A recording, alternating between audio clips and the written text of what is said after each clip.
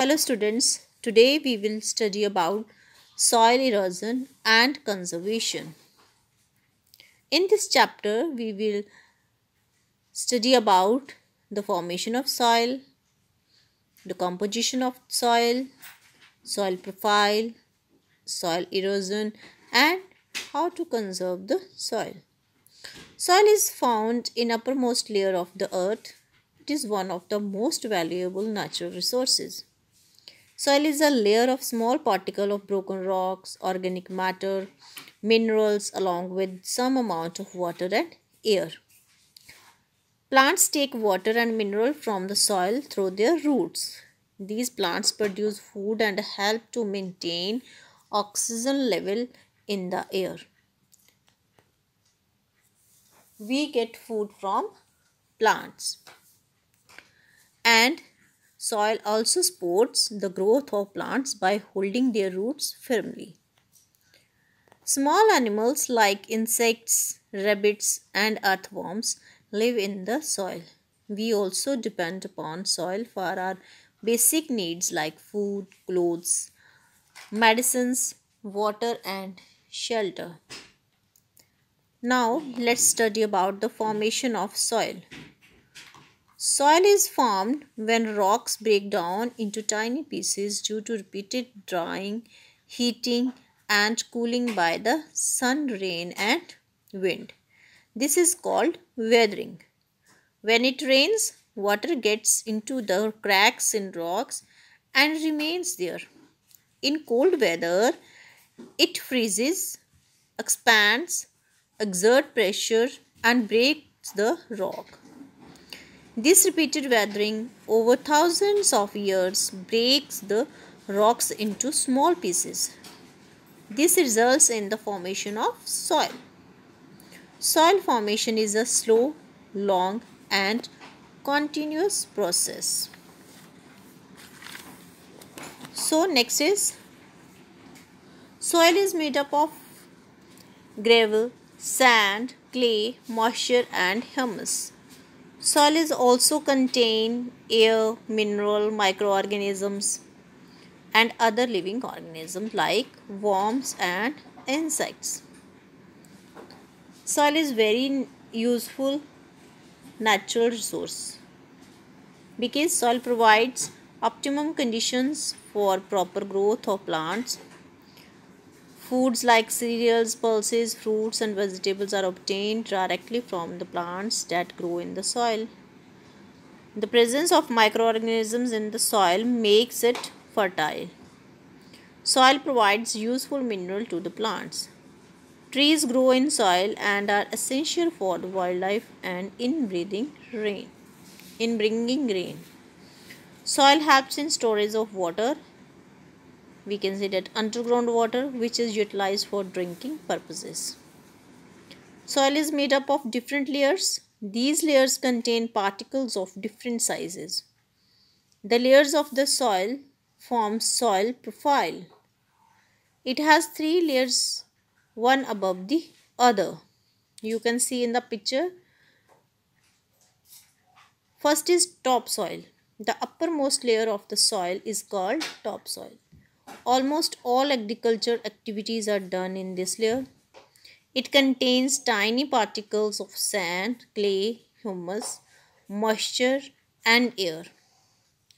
Humus makes the soil fertile. Plants get essential nutrients from this layer. And the second one is subsoil. The second layer is known as subsoil. It has very little humus but contains water. Roots of trees generally reach this layer. The third layer has large piece of rocks and it is known as bedrock. It is quite deep inside the earth. So this is all about the soil profile. Sometimes the topsoil is carried away by strong winds, washed away by heavy rains or flowing river water. The removal of fertile topsoil from a region by wind, rain or river water is called soil erosion. The loss of fertile topsoil makes the land unfit for farming. Soil erosion occurs in those areas where the topsoil is bare and not covered with plants. Due to soil erosion, the land loses its fertility and becomes barren. Soil erosion can also cause water pollution and landslides. The roots of plants and trees growing in the soil bind the particles of the topsoil together. You can see in the picture the roots of plants bind the soil. Due to this binding of soil particles, the wind and water are not able to carry away the topsoil easily. So, the plants are very helpful in preventing the erosion of soil. They act as soil binders. There are many factors which are responsible for soil erosion, and these are known as the agents of erosion. Wind and running water are natural agents of soil erosion. When it rains, some rainwater seeps into the ground and some evaporates. The rest of the rainwater flows on land and takes a part of the soil with it. This causes soil erosion. Soil erosion by water is more in hilly areas as water flows down faster. Along with rainwater, the topsoil of hills comes down into rivers, lakes, or seas. The flowing water of a river also causes soil erosion along the banks. Thus, more and more soil is carried by river water as it flows down. On reaching the plains, the flow of rivers slows down. Part of soil therefore get deposited on the way. This is known as silting. The deposited soil increases over a period of time and makes rivers change their way. This causes flooding that results in loss of life and property.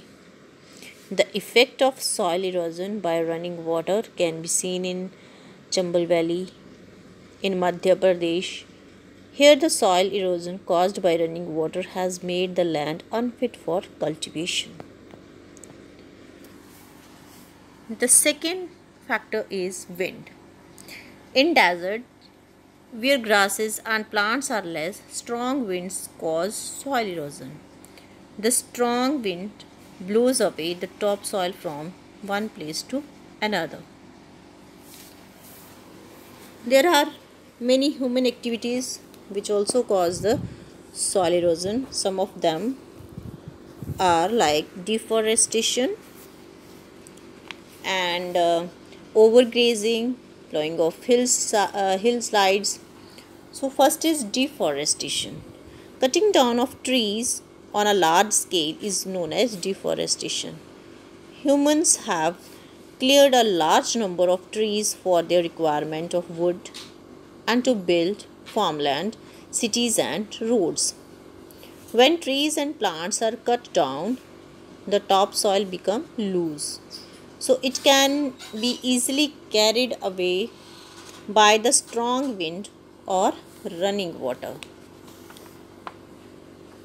When grazing animals like cows, sheep and goats are made to graze on the same area of land again and again, they eat up most of the green grass and other plants.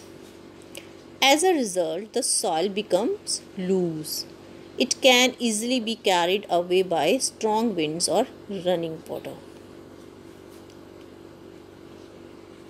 And the third one is the plowing of hillsides. The plowing of land also leaves bare or loose soil, which causes soil erosion due to strong wind or running water. So this is all about how soil erosion is occur. There are some natural factors and some man-made activities which causes soil erosion. Thank you.